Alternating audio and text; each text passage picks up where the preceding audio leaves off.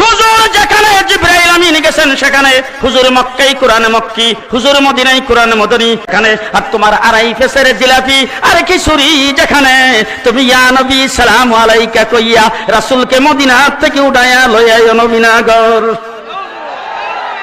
তোমার মতো বিয়াদব এই মেঘনা নদী আর তিতাস নদীর পানি দিয়া গোসল করলেও সেই বিয়াদবির থেকে পাক হবে। তোমার মতো বিয়াদবে আসমানের নিচে আর জমিনের উপরে না।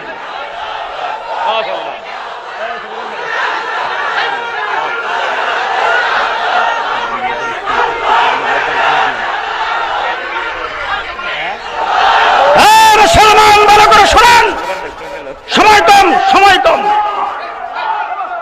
মুসলমান ভালো করে শোনেন, মুহাম্মদুর রাসূলুল্লাহ সাল্লাল্লাহু আলাইহি ওয়াসাল্লামের মর্যাদা উলামায়ে দেওবন্দের কাছে আল্লাহর পরের মর্যাদা। সবচাইতে বড় কে? সবচাইতে বড় কে? আরো জোরে বলেন আল্লাহু আকবার। আল্লাহ সবচাইতে বড়, ঠিক না ঠিক?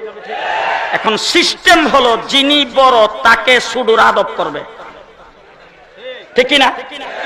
আর ছোট যিনি তাকে বড়জন স্নেহ করবে। তবে সিস্টেমটা এরকম, আজকের মাহফিলের সভাপতি, আজকের মাহফিলের এই সমস্ত ওলামায়ে কেরাম যারা এখানে বসা আছেন, তারা যদি বড়, এখন যদি দেখে যে তাদের একজন শিক্ষক, তাদের একজন ছাত্র ওই জায়গার মধ্যে যত বড় ফাগরি হোক, ফাগরি বান্দা সেখানে খাড়া, এখন এখান থেকে উনি ডাক দিয়ে বলতে পারেন, এই করম আলী এদিকে আসো, আমার সঙ্গে দেখা করো, ঠিক কিনা?